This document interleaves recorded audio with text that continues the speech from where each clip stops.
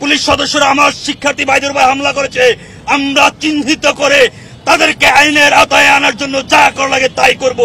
এত বড় সাহস বাংলাদেশের কোন পুলিশের নেই। যদি হাসিনার আমলে ছিল, তাহলে হাসিনার পদত্যাগের পরে নতুন পরবর্তী বন্দোবস্তের বাংলাদেশে এই পুলিশ সদস্যরা কারা, কার উদ্দেশ্য তারা হাসিল করতেছেন, আমরা ধরে নেব তারা ওই ফ্যাসিস্টেরই দোষর।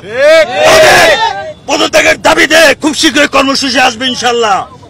ইন্টারন্যাশনাল ইউনিভার্সিটি সাধারণ শিক্ষার্থীদের যৌক্তিক দাবি দেওয়ার যে আজকে বল প্রয়োগ হয়েছে, সেই বিষয়ে আমাদের অফিসিয়ালি স্টেটমেন্ট এবং আমাদের অবস্থান ছাত্র দলের আপনাদেরকে অবহিত করব। প্রিয় সাংবাদিক ভাই বোনেরা, আপনারা জানেন গত 3 থেকে 4 মাস আগে ইউনাইটেড ইন্টারন্যাশনাল ইউনিভার্সিটির শিক্ষার্থীরা যৌক্তিক কিছু দাবি দেওয়া নিয়ে বিশ্ববিদ্যালয় প্রশাসনের কাছে তারা প্রথম চিঠি দিয়েছেন, তাদের দাবি দেওয়া উত্থাপন করেছেন। সেখানে বিশ্ববিদ্যালয়ের সকল শিক্ষার্থী উক্ত দাবি দেওয়ার পক্ষে একমত ছিলেন এবং তারা মানববন্ধন থেকে শুরু করে বিশ্ববিদ্যালয় অবস্থান কর্মসূচি পালন করেছেন। কিন্তু সেখানে সাধারণ শিক্ষার্থীদের দাবি দেওয়া ছিল বিসির পদত্যাগ এবং সিএসসি ডিপার্টমেন্টের চেয়ারম্যানের পদত্যাগের দাবিতে। সেখানে 2 জন পদত্যাগ করলেও উক্ত বিশ্ববিদ্যালয়ের পরবর্তীতে দেখা গেছে উক্ত বিশ্ববিদ্যালয়ের সকল ডিপার্টমেন্ট প্রধানদেরকে পরিকল্পিতভাবে পদত্যাগ করতে বাধ্য করা হয়। কারা করিয়েছেন? সেটি করিয়েছেন বিশ্ববিদ্যালয়ের সিন্ডিকেট, বিশ্ববিদ্যালয়ের কর্তৃপক্ষ, যারা উক্ত বিশ্ববিদ্যালয়ের ট্রাস্টি এবং উক্ত বিশ্ববিদ্যালয়ের যারা মালিক, তারাই এই কাজটি করিয়েছেন, একটি মব সৃষ্টি করেছেন। এতে শিক্ষার্থীরা প্রচন্ডভাবে হতাশাগ্রস্ত হয় এবং শিক্ষার্থীরা হতাশ হয়ে তারা বারবার বুঝাতে সক্ষম হন যে আমরা তো শুধু 2 জনের পদত্যাগ চেয়েছিলাম এবং আমাদের নির্দিষ্ট কিছু দাবি দেওয়ার জন্য আমরা আন্দোলন করেছি।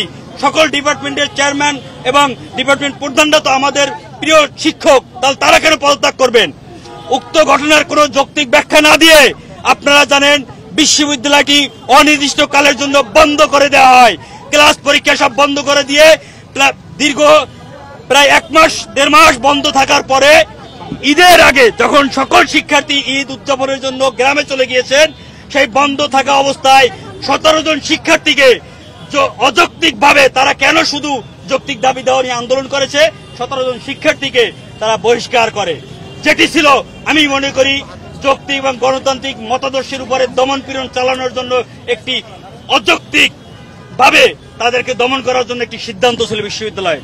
সেই সিদ্ধান্তের প্রতিবাদে শিক্ষার্থীরা বিশ্ববিদ্যালয় মঞ্জুরি কমিশন থেকে শুরু করে শিক্ষা মন্ত্রণালয় বিভিন্ন জায়গায় তারা দৌড়ঝাঁপ করেছেন তাদের এই বহিষ্কার প্রত্যাহারের জন্য এবং দাবি দেওয়া মেনে নেওয়ার জন্য। কিন্তু বিশ্ববিদ্যালয় মঞ্জুরি কমিশন বলেছে যে অনেক বিশ্ববিদ্যালয়ের মালিকরা নাকি তাদের চেয়ে বেশি শক্তিশালী, তারা কিছুই করতে পারবেন না।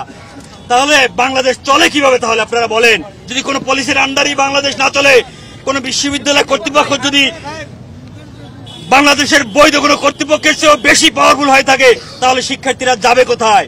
তাই শিক্ষার্থীরা ঈদের পরে এখন আজকে যে ব্লকেট কর্মসূচি দিয়েছে, সেখানে উচিত ছিল বিশ্ববিদ্যালয় কর্তৃপক্ষের এসে তাদের দাবি দেওয়াগুলো মেনে নিয়ে তাদের বহিষ্কার প্রত্যাহার করা, কিন্তু তারা না করে আপনারা জানেন আজকে তাদের উপরে চরমভাবে হামলা করা হয়েছে এবং প্রশাসনিকভাবে বল প্রয়োগ করা হয়েছে।